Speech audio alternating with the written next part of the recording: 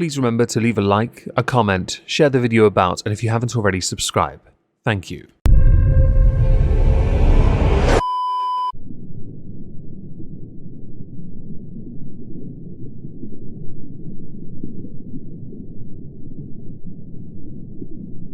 Well, isn't this just fantastic? Captain's log, subdate 230928.4. The new location we are going to is finally giving us the necessary breathing room to plan out our attack on Subfleet HQ. We had to, for those who don't know, postpone it for a bit owing to gigs, heatwave, and a now lobotomized Ferengi mole.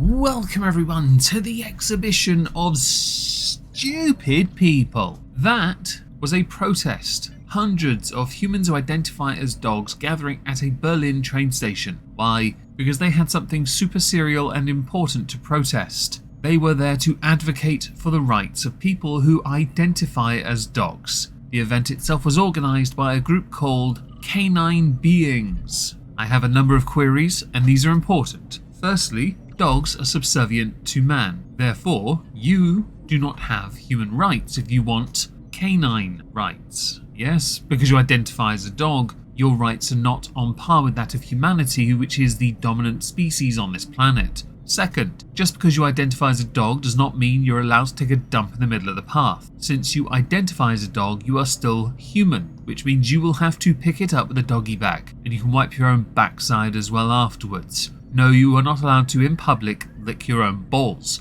but it is quite common for owners to have their animals neutered in some way. So if you do have a human owner, I would like to politely request they take you to the vet so natural selection can come into full effect. Darwin Award given to the person disposing of your junk. It's not like you're going to need them. Additionally, is this not an extension of the whole furry thing? Is that what this is? I consider that a menace that must be dealt with quite swiftly, decisively, conclusively in a mighty war. Maybe we'll find those that identify as orc and have them go into battle and give them all the shiny bits to ensure victory. Hell, we can tell them, because they love it as a currency so much, they can keep your teeth as long as they dispose of the rest of you. Jokes aside, of course we should reference the fact that there are people of many different identities who want to be certain that their rights to exist are protected. I think if you have enough time to do this, chances are the country has fundamentally failed to educate you on what you need to do in your life, like get a job. If you have far too much free time in your hands to be able to do something like this,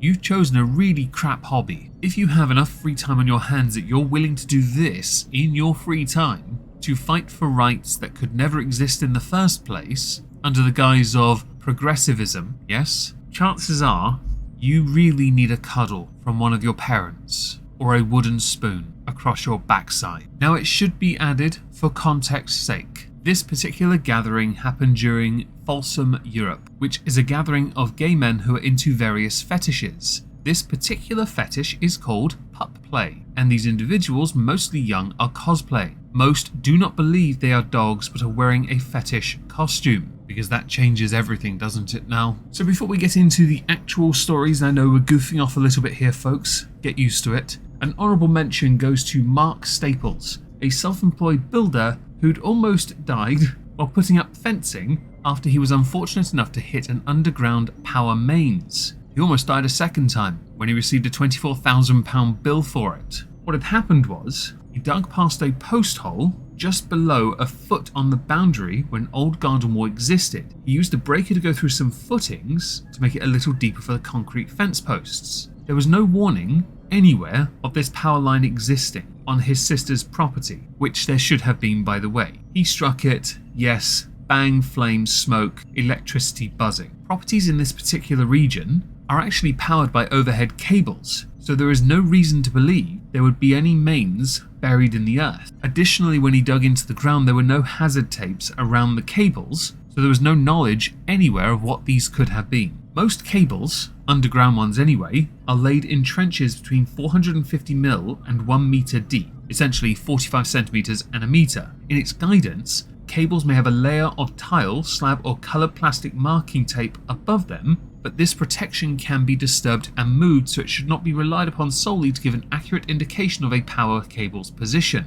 The damage caused interrupted power to 1,368 UK Power Network customers and took 10 hours for engineers to restore, hence the 20+ grand bill. There are many different issues at work here. Someone doing a simple job of installing a fence should not have to be too worried about power cables being buried in the earth. That said, when the power to the house comes from overhead cables, why the underground ones were still in effect or in use baffles. I thought this was quite amusing. I'm going to link an article down below if you'd like a jolly good read, especially the breakdown of how they're finding him. So let's move on and talk about Jada Pinkett Smith. Jada Pinkett Smith has been slammed over her treatment of Will Smith as fans dredged up previous admissions after she posted a gushing birthday tribute. He was 55 recently, which surprised me. I didn't realise the Fresh Prince was that old. In this post, she said, "I'm so glad you were born on this day. Without you, I would not have experienced the greatest joy of my life, the love of our family. On this divine assignment, we've chosen to walk together.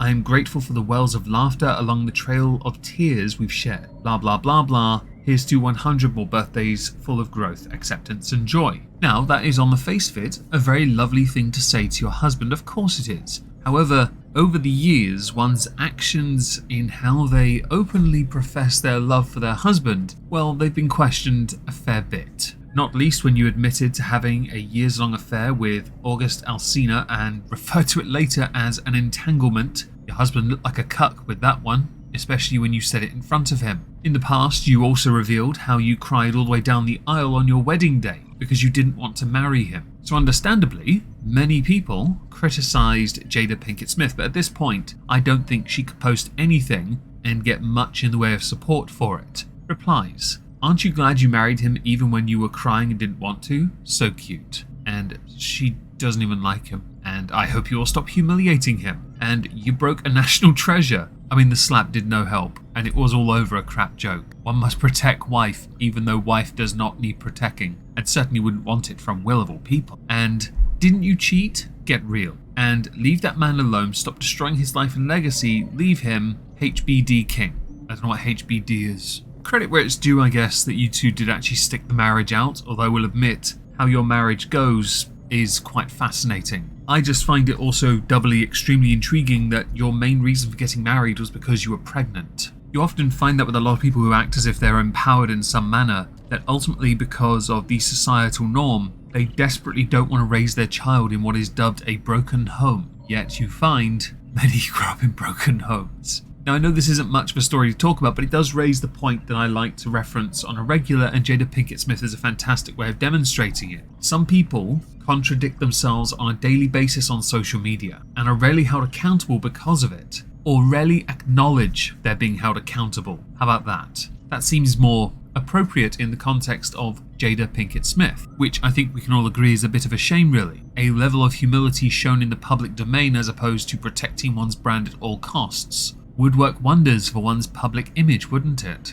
Then again, even if she had apologised at this point for the way she's treated her husband publicly, I doubt the court of public opinion would be on her side anyway. Moving on, let's talk about Snow White. So I saw this image being tweeted out by The Quartering. How it started: Rachel Zegler, Prince Charming literally stalked Snow White, weird. How's it going? Snow White star Rachel Zegler axed from movie after backlash. Rachel Zegler has been very vocal, as well as Gal Gadot, when it comes to the Snow White story. My view on it is, if you are doing what I think you're doing, you are basically just using the name Snow White to tell a completely different story, therefore it is not Snow White, is it? You've already erased the dwarves, which in turn pissed off every single dwarf actor except for, what's his name, the short guy. Peter Dinklage, that's it, who was the one, in fact, the straw that broke the camel's back that caused it to happen in the first place, way to take the ladder out from underneath everyone else. Rachel Zegler and Gal Gadot have both been talking about how the original story doesn't stack up to current year,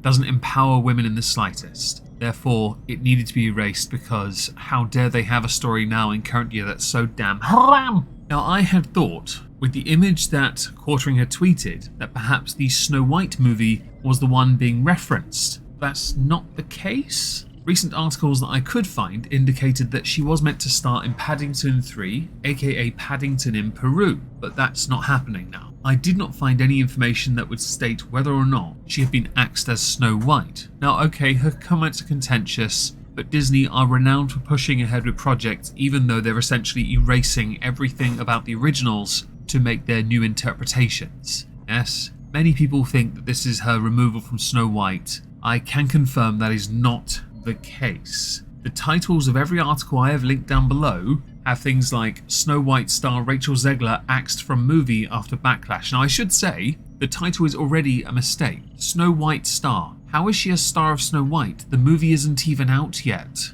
Why don't you reference things she's actually done in her career, like West Side Story, which is the one that put her on the bloody map in the first place? If you'd like, I can mention other projects she's been in, but chances are you'll know nothing about. How about Shazam! Fury of the Gods? Not many people saw that. Is she still a star at this point? How about the upcoming role in the Hunger Games prequel? I haven't even seen the Hunger Games movies, and I certainly haven't read the books. When someone is as insufferable as Rachel Zegler has been in interviews, that they managed to make Brie Larson look tame, comparatively. You, Disney, have a problem. But I will state, all the articles I've linked down below are not about Snow White. So people speculating that she got fired from the Disney Snow White movie because of the strikes, you're wrong. Or perhaps because of what she said, you're also wrong. Don't forget here, Brie Larson was crapping on men throughout the entire promotion of Captain Marvel. Disney were fine with it. They really didn't care. In fact, they're quite happy for certain types of people to be as vocal as they want, as long as they can make money from you. For this movie to break even, at present,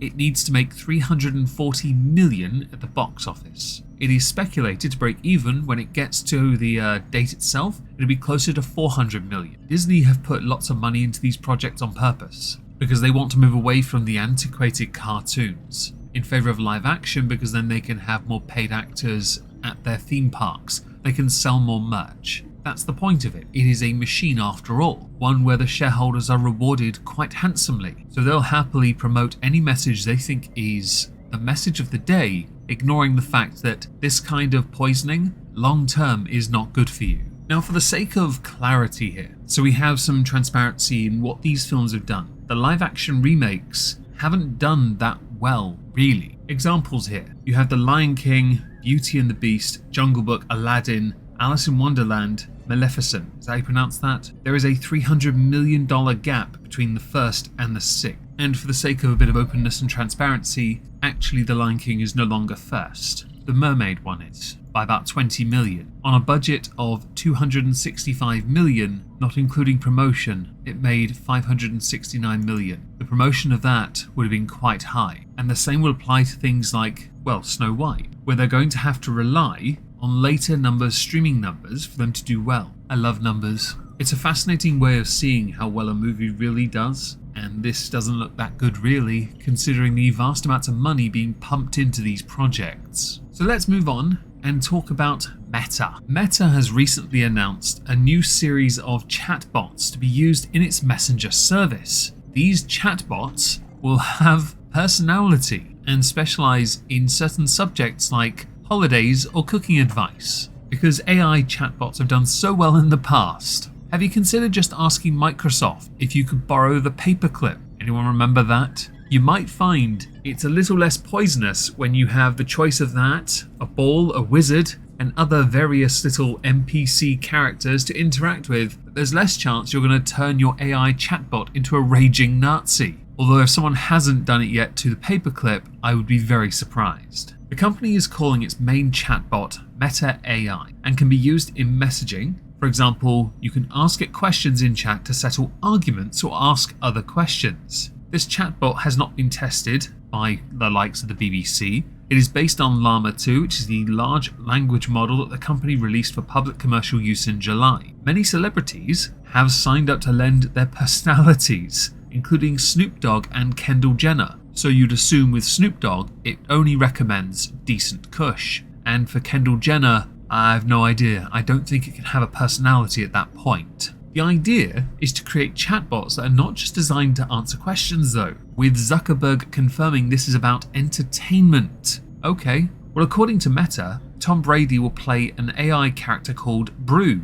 B-R-U, a wisecracking sports debater. Huh, okay. Are you sure you don't want it to be a can called Iron Brew? Because that might be where his strength lies. being a can that gets crushed because it's been used too much. Mr. Beast will play Zack, a big brother who will roast you. I don't think he has the personality, reach or wit for that. I would surmise he's going to be presented this script of many different catchy little ways of slamming you, and that's it. Or they'll just have him record every single bloody word in the dictionary with many different types of inflection, because there's no way he's insulting you, convincingly insulting, without it sounding like he's just going to throw money in your face.